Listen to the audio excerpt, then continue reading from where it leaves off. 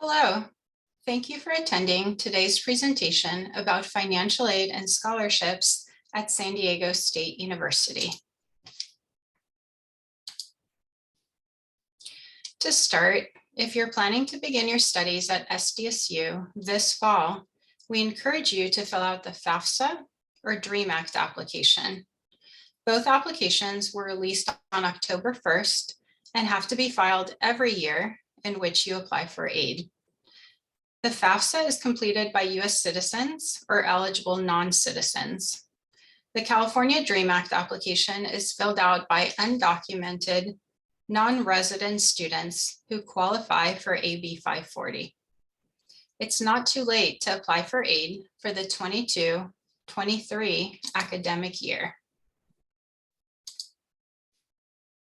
Next, let's discuss how your financial aid eligibility is determined. Each school listed on the FAFSA or DREAM Act application will receive your expected family contribution, referred to as EFC. The EFC is determined by the FAFSA Processing Center. They look at your income, your assets, the number of people in your household, the number in college, and other factors. The EFC represents how much your family can afford to pay out of pocket towards school-related expenses, not how much you're actually going to be paying out of pocket.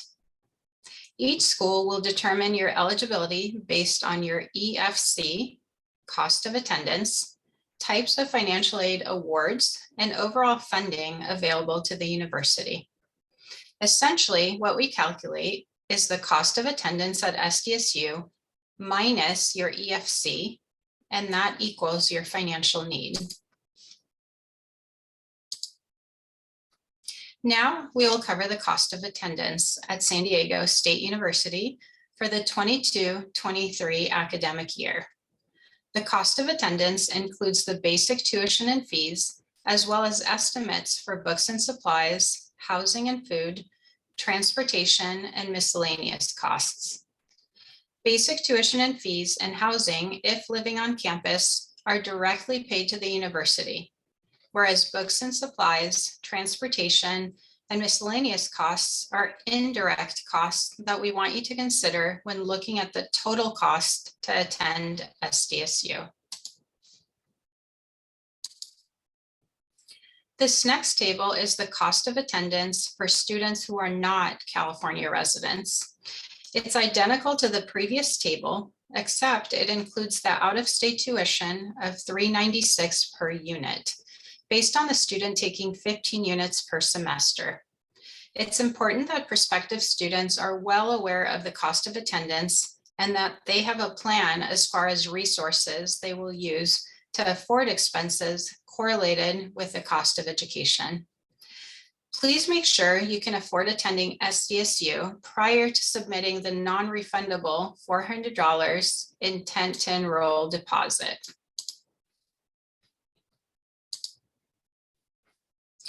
Next, we will discuss types of aid at SDSU.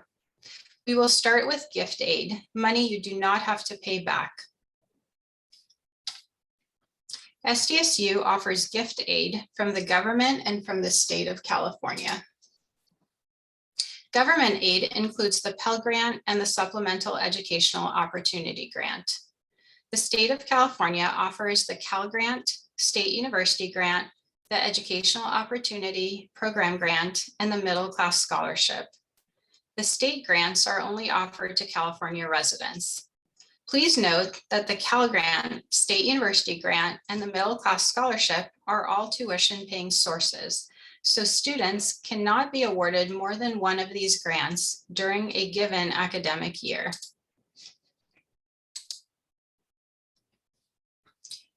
Insofar as self-help aid, the government, through the schools, offers work study. This is a need-based program where students, on the most part, work on campus and earn money to help them pay for their educational expenses. This is a need-based program, so not all students qualify for work study. The government also offers subsidized, unsubsidized, and Parent Plus loans. Some government loans, such as subsidized loans, can only be obtained if the student has financial need. Other loans do not take into consideration the need of the student. The interest rate on student loans tends to be lower than the parent loans, so it's recommended that these are activated prior to accepting the parent loan.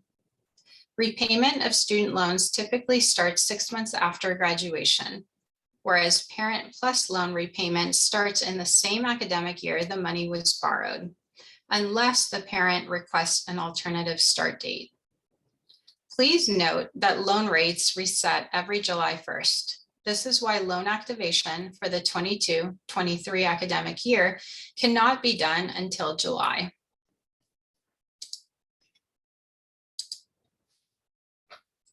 As far as loan limits, the government enforces limits on how much students can take out in loans.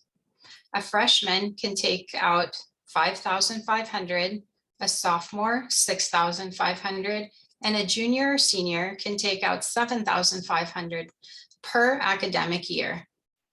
If the student is considered independent by FAFSA standards, then $4,000 more can be taken out per year.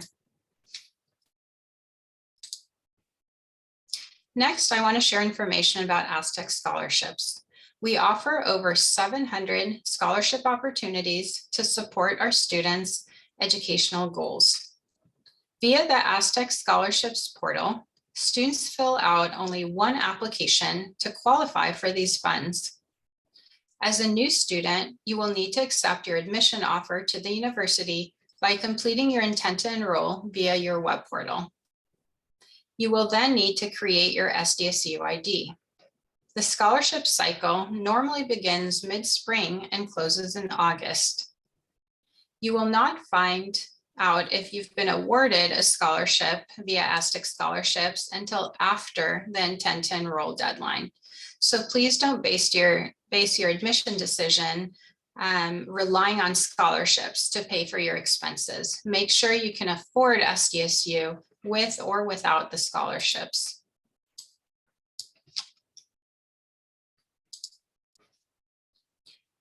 This slide includes information about the steps to enroll. Once you decide that SDSU is where you plan to attend next year, you will complete the intent to enroll and submit the $400 non-refundable deposit.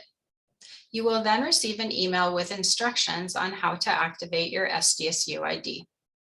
Once the SDSU ID is activated, then students can log into My SDSU. Students who submitted their 22-23 FAFSA and have been admitted will be able to check their financial aid eligibility in mid to late March, as long as they do not have pending items on their to-do list. Students who do have pending items on their to-do list that pertain to financial aid will need to resolve these and submit required documents in order to see their aid eligibility.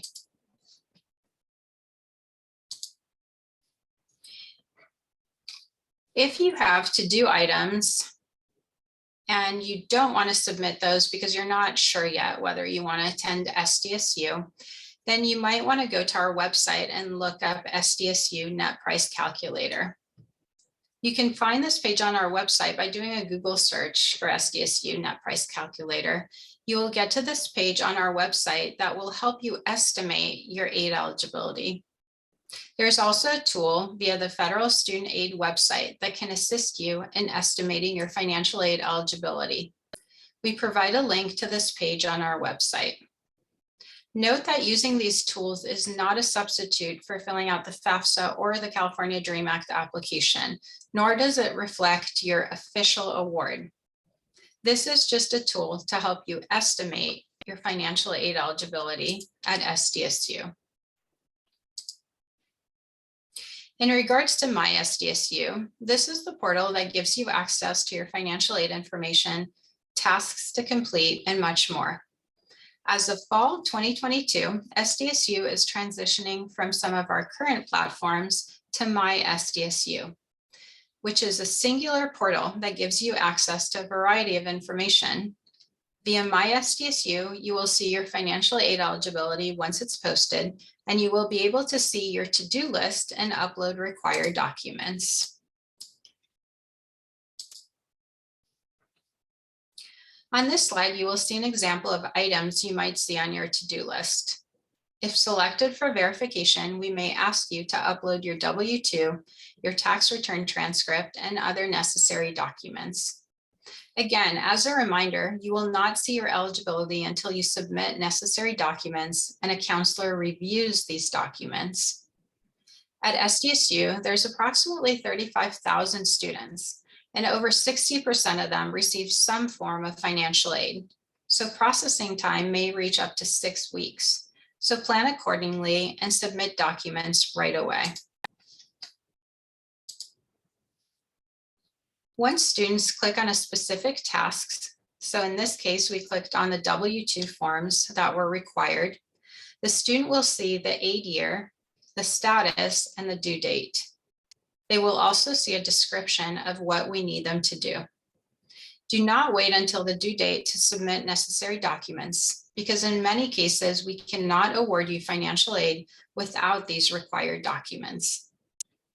Once the student has the documents needed, they will click on the upload document seen on the left, and then the screen to the right will appear. They will then select the document they want to upload from their computer. This will allow the student to upload one or multiple documents. For example, in this case, if the student had 3 jobs in 2020, they will be able to upload all 3 W-2s. Within 24 hours, the task will then drop off the to-do list.